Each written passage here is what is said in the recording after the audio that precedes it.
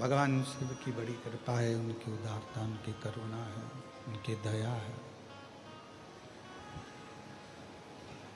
जो आज जन्माष्टमी के पवित्र अवसर पर भगवान शिव की ये पवित्र कथा अपने अपने घरों में रहकर गला खींच रहा है, अपने अपने घरों में रहकर भाग्यनगर हैदराबाद से ये पवित्र कथा का लाभापुर हम ले रहे हैं।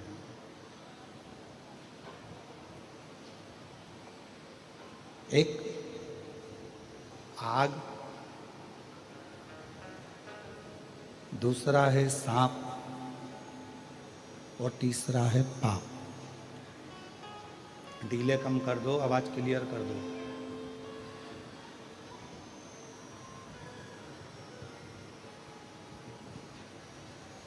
ये तीन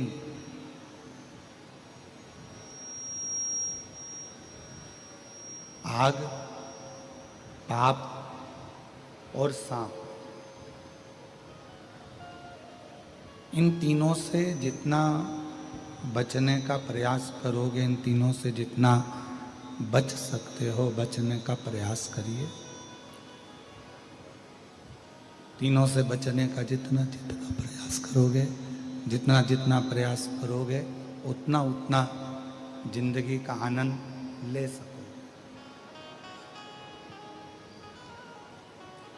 आग दिख रही है, अग्नि दिख रही है, आग नजर आ रही है, अग्नि नजर आ रही है, उससे थोड़ा दूरी हो जाओ।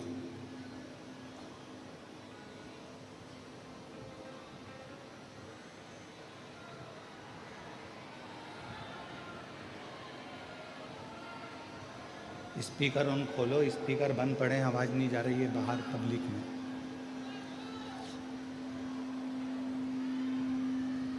आग, सांप और पाप, इनसे जितनी दूरी, जितना दूरी इनसे बना सकते हैं उतना दूरी बनाने का प्रयास करें। क्यों? आग भी हमारे शरीर को, हमको जलाने का काम कर देती है। सांप भी अपने जहर से हमको जलाने का काम कर देता है और हमें समाप्त कर देता है। और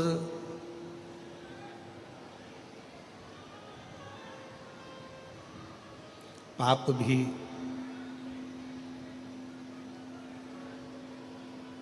ये पाप का काम भी ऐसा ही है, ये भी हमें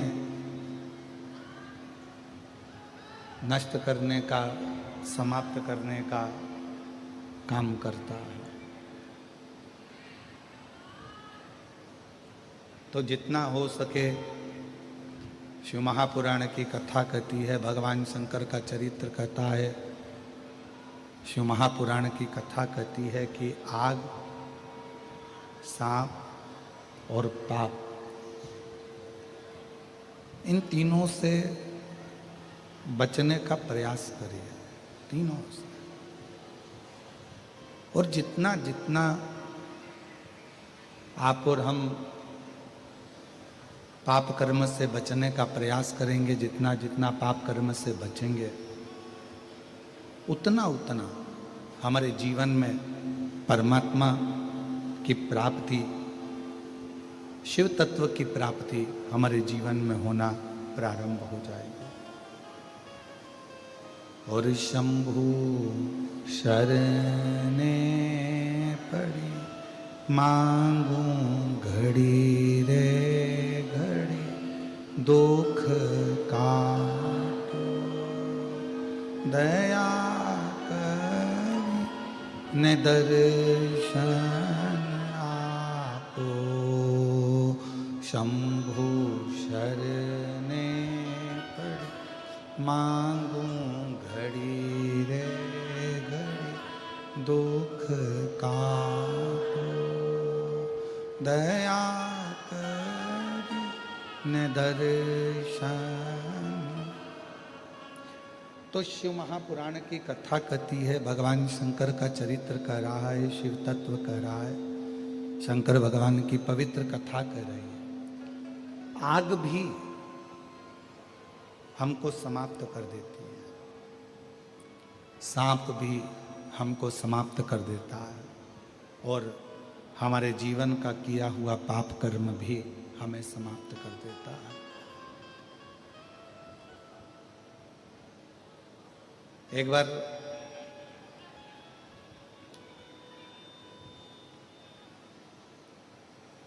माँ जगत जननी जगदम्बा अम्मा माता पार्वती जी भगवान देवाधिदेव महादेव के साथ में भ्रमण करती करती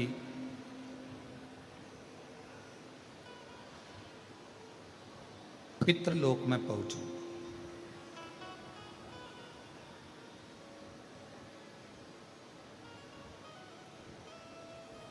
पितृलोक का नजारा जो देखा, बड़ा सुंदर, चारों तरफ श्वेत ही श्वेत स्वरूप था, चारों तरफ श्वेत श्वेत स्वरूप है।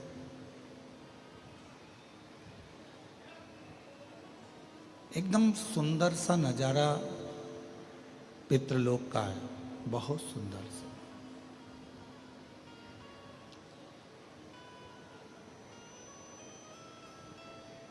जैसे ही भगवान शिव जी, शंकर जी को, भगवान देवाधिदेव महादेव को आया हुआ पितृलोक में देखा गया, तो पितरों ने भगवान शिव जी का आदर करा, सम्मान करा, सत्कार करा।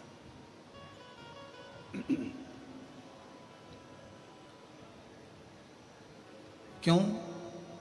क्योंकि पितृ पार्वती जी के नाना जी हैं।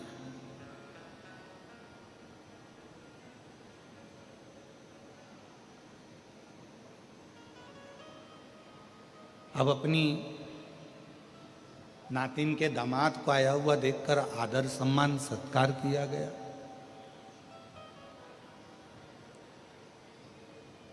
पितरों की 3 बेटियां हैं, मैना, धन्या और कला। ये तीनों पितृलोक में रहती थी और बड़े आनंद के साथ पितृलोक में ये निवास करती। गला पकड़ रहा है, बार बार खींच के बोलना पड़ रहा है। मैना, धन्या, कला ये पितृलोक में रहती, पितृलोक में निवास करती, बड़े आनंद के साथ में रह रही थी।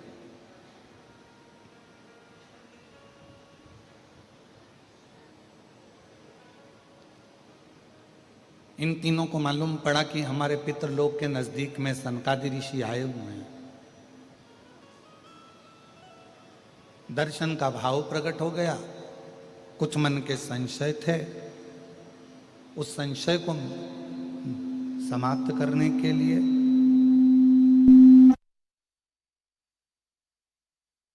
उस संशय को समाप्त करने के लिए मैना, धन्या, कला तीनों की तीनों अपने पिताजी से आज्ञा लेकर अपने पितरों से, विद्यापति को हमारे यहाँ आना है। और देखो, शिव की जब कृपा होती है ना, जा पर कृपा राम की होई, ता पर कृपा करे सब कोई। जिस पर परमात्मा की कृपा हो गई, उस पर सबकी कृपा हो गई। राजा के यहाँ से सूचना आ गई विद्यापति जी के यहाँ, विद्यापति आपको हमारे यहाँ आकर पाठ करना है। विद्यापति खुश हो गए, जिंदगी में पहली बार किसी राजा के यहाँ जाकर मुझे कविता पाठ करने का मौका मिलेगा। विद्यापति चल दिए, चले उगना साथ में। चलते चलते बीच रास्ते में विद्यापति जी को प्यास लगने लगी, बहुत तेज। अरे उगना, बहुत प्यास लग रही है, जल्दी जल लेकर आ। उगना ने देखा ना कोई तालाब है, ना बावड़ी है, ना कुआं है।